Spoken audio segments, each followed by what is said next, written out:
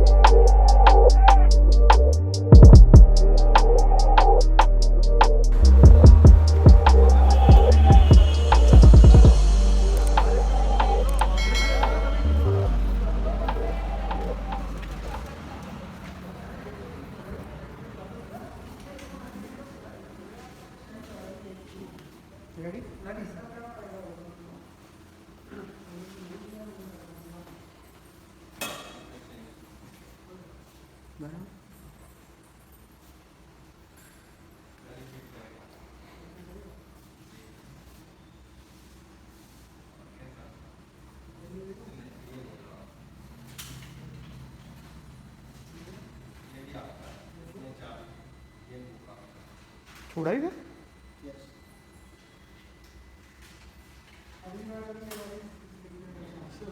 सच है।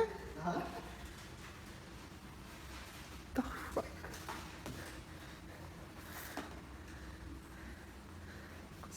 कौन है?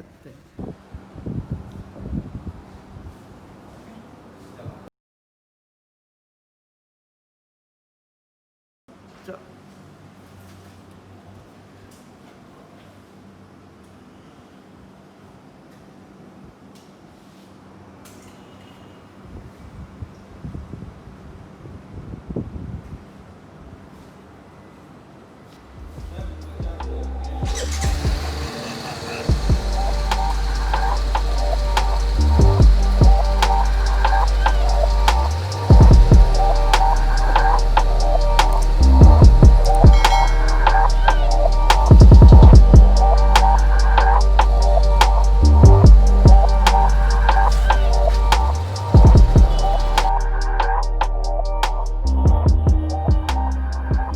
So ready to roll now.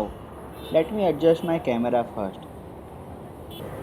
And here is the first start of my brand new RR310 out of the showroom. Day 2. दोस्तों, कल का video proper से record नहीं हुआ। पता नहीं कुछ हो गया था, कैमरा एंगल भी प्रॉपर सेट नहीं हुआ था। तो फिर चलो आज मैं कहानी बताता हूँ कि ये बाइक लेने का डिसीज़न कैसे बनाया मैंने। ऑलमोस्ट पूरा लॉकडाउन मैंने बाइक के ऊपर रिसर्च किया है। मेरा ऑलमोस्ट 1 साल से प्लानिंग था कि नया बाइक तो लेना है। मैंने लॉकडाउन के टाइम में पूरा रिसर्च किया, बहुत सारे बाइक्स एक्सप्लोर किए, 300 CC, 250 CC, 400 CC, even 650 CC, 600 CC class में भी मैंने एक्सप्लोर किया। लेकिन मेरा एक बेसिक ये था कि मुझे फेयरिंग वाली बाइक ही चाहिए, स्पोर्ट्स बाइक ही चाहिए। लेकिन मुझे कोई ऐसी बाइक नहीं चाहिए थी जो एकदम अग्रेसिव पोजीशन वाली हो। राइडिंग पोस्चर मुझे थोड़ा रिलैक्स चाहिए था। तो फिर मैंने sports tourer kind of machines के बारे में रिसर्च करना स्टार्ट किया और ऑप्शंस एक्सप्लोर करना स्टार्ट किया। तो तभी जा कर के मुझे ऑप्शंस पता चले कि Apache RR310 is one of them.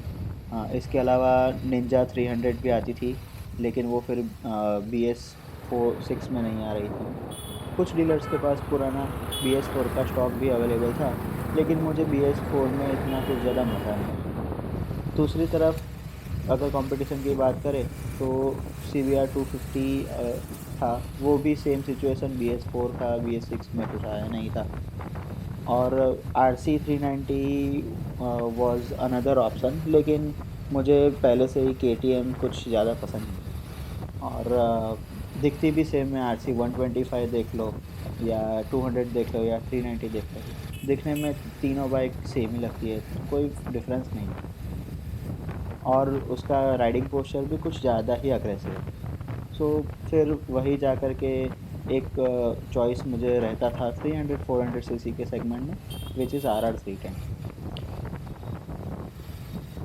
काफ़ी टाइम से शोरूम्स को चेस कर रहा था मैं, और मल्टीपल इंक्वायरीज़ की मैंने, सूरत, अहमदाबाद, वडोदरा, तीनों सिटीज़ के शोरूम्स पे। और मुझे पता चला कि सिर्फ ये तीन ही सिटीज़ है और तीन पर्टिकुलर डीलरशिप ही अपाचे RR 310 सेल कर सकते हैं।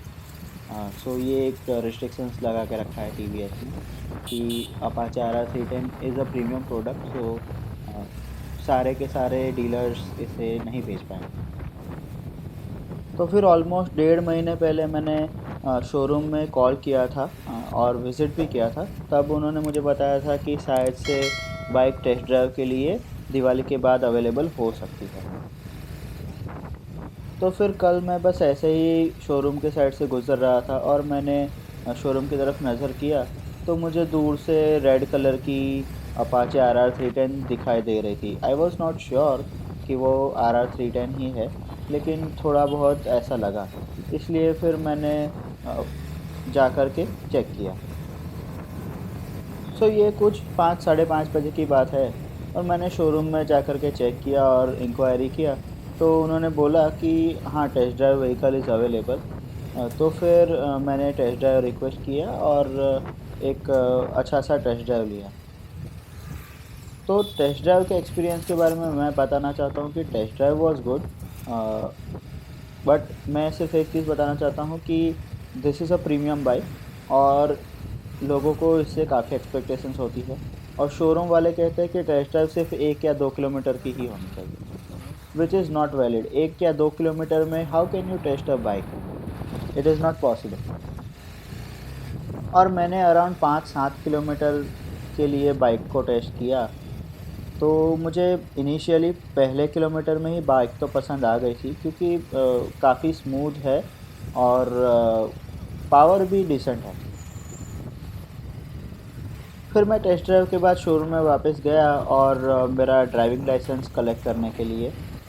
मेरा कोई प्लान नहीं था इसे परचेज़ करने का eight that point in time, लेकिन सेल्स वालों का तो आपको पता ही है, वो पीछे लग ही जाते हैं। तो वो मुझे पूछने लगे कि आपका कब प्लानिंग है, कब ले रहे हो, दिस एंड दैट। फिर उनके सीनियर से भी मिलवाया, तो वहीं पे कुछ डिस्कशन हुआ और उन्होंने बताया कि उनके पास 2 बाइक्स अवेलेबल है, एक रेड कलर में और एक फेंडर ब्लैक कलर में। तो फिर और उसका कोई बुकिंग नहीं है, कुछ भी नहीं है, बाइक अवेलेबल है, रेडीली अवेलेबल है। तो उन्होंने बताया कि अगर आप आज बुकिंग करवा देते हो और जब कभी भी आप बोलो तो 2-3 दिन के बाद डिलीवरी ले सकते हैं। तो फिर ये मुझे थोड़ा टेम्पटिंग लगा, और फिर मैंने थोड़ा अपना एनालिसिस किया और सोचा कि क्या हो सकता है, क्या नहीं। बाइक तो मुझे वैसे भी लेना ही था। मैं प्लान कर रहा था जनवरी 2021 या फिर अप्रैल 2021 में, लेकिन अभी लेने में भी कोई ऐसा प्रॉब्लम नहीं था। थोड़ा एनालिसिस किया, और उस दिन अच्छा दिन था, देव दिवाली का दिन था। मेरी पुरानी करिश्मा भी मैंने देव दिवाली के लिए दिन ही ली थी, और मेरी कार भी मैंने देव दिवाली के दिन ही ली थी। तो फिर सोचा कि आज हो पाए तो it is well and good. तो मैंने चेक किया उनसे कि अगर वो आज डिलीवरी दे पा रहे थे कि नहीं। तो फिर वो थोड़ा हिचकिचा रहे थे, क्योंकि ऑलरेडी 6 बज चुके थे, और जैसे कि वडोदरा में पूरा लॉकडाउन का सिचुएशन है, नाइट कर्फ्यू लग जाता है 9 बजे के बाद, तो उनको भी शोरूम जल्दी बंद करके जाना था, और सिचुएशंस थी कुछ ऐसी। लेकिन फिर उन्होंने अग्री किया कि वो दे सकते हैं बाइक। मैंने पूछा कि पेमेंट कैसे एक्सेप्ट कर सकते हैं। फाइनेंस तो पॉसिबल था नहीं, क्योंकि अगर फाइनेंस करते तो वो लोन अप्रूवल के प्रोसेस में चला जाता, फिर और 2-3 दिन लग जाते। वैसे भी मुझे ये बाइक कैश पे ही लेना था। I was very much prepared with my financial. तो मैंने पूछा कि चेक या कैसे पेमेंट लेंगे। तो फिर उन्होंने बताया कि जब चेक क्लियर होगा तभी वो डिलीवरी दे सकते हैं। तो फिर मैंने सोचा कि पैसे तो अकाउंट से ही जाने हैं, अगर फाइनेंस नहीं करते हैं तो फिर चेक से दे या किसी और भी मेथड से, नॉट एन इशू। तो फिर मैंने पूछा कि अगर कुछ सीधा अकाउंट ट्रांसफ़र या यूपीआई या ऐसा कोई ऑप्शन है तो उन्होंने बोला कि हाँ, यूपीआई ऑप्शन अवेलेबल है। तो मैंने बोला कि ठीक है, आप अरेंज करवाओ। So that was my very quick decision and very sudden decision, क्योंकि जब मैं शोरूम में एंटर कर रहा था मुझे पता ही नहीं था कि मैं यहाँ से बाइक लेकर के वापस निकलने वाला हूँ। और मेरे इस डिसीज़न के बाद उन्होंने मुझे बताया कि उनको बाइक अपने गोडाउन से शोरूम तक लाने के लिए 1 घंटे का टाइम लगेगा। तो फिर मैंने भी सोचा कि चलो थोड़ा और एक काम है वो निपटा लेते हैं पहले, और फिर डिलीवरी ले लेंगे। तो मैंने उनको 10,000 जस्ट टोकन अमाउंट पे किया, और फिर मैं अपने काम के लिए निकल गया। तो ऐसे ही 7 सवा 7 बजे तक उनका मुझे कॉल आ चुका था कि बाइक आपकी रेडी है। तो बस उसके बाद मैं 15 मिनट में वहाँ पर पहुँच गया, मेरे फ्रेंड के साथ, जो आपने वीडियो के स्टार्ट में देखा कि देवरात, जो मेरा फ्रेंड है, वो रिकॉर्ड कर रहा था पूरा वीडियो और पूरा सब कुछ। तो देवरात को लेकर के मैं पहुँच गया, और डिलीवरी का छोटा सा रॉ वीडियो तो आपने ऑलरेडी देख ही लिया है। So this was a very unexpected purchase, a surprise to myself as well, क्योंकि मुझे भी नहीं पता था, किसी और को भी नहीं पता था, किसी को बताया भी नहीं था। देवरत और मैं जब शोरूम में गए, और जब मैं बाइक के पास पहुंचा और उसको ऑन किया, तब तक देवरत को नहीं पता था कि I am going to, like, मैंने बाइक परचेस कर ली। और तब देवरत ने मुझे पूछा कि did you get this, then I said yes at that point in time. और he was also surprise I and और मेरे मॉम डैड को तो पता ही नहीं था कि मैं बाइक लेने के लिए घर से निकला था। तो उनके लिए तो ये एक बहुत ही बड़ा सा सरप्राइज़ था। मैं उनका रिएक्शन तो रिकॉर्ड नहीं कर पाया, लेकिन उनके रिएक्शंस कुछ बहुत ही अमेजिंग थे, क्योंकि उनके लिए भी एकदम सरप्राइज़ था। और मुझे तो अभी तक विश्वास नहीं हो रहा है कि ये सच है, और मैंने RR310 परचेज़ कर ली है। और कल भी रात को मुझे नींद ही नहीं आई। मुझे बस आँखें बंद करता था और मुझे वही चीज़ें दिख रही थी कि मैं 6 महीने या 4 महीने पहले जो कंपैरिजंस करता रहता था, मैं सोचता रहता था कि ये अच्छा है या ये बुरा है। और मुझे दिमाग में तो ऐसा ही था कि मुझे अभी डिसीज़न लेना बाकी है, मैं अभी सोच ही रहा हूँ।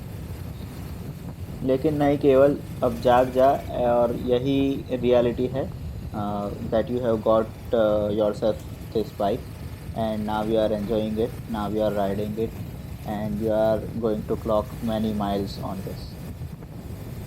And a big shout out to Avian TVS, क्योंकि उन्होंने बहुत ही शॉर्ट पीरियड में मेरे लिए बाइक की डिलीवरी अरेंज कर दी, और दे वर वेरी सपोर्टिंग। और there were some issues related to payment, कुछ UPI नहीं चल रहा था, लेकिन वो भी हमने at the end of the day manage कर लिया, and we made it.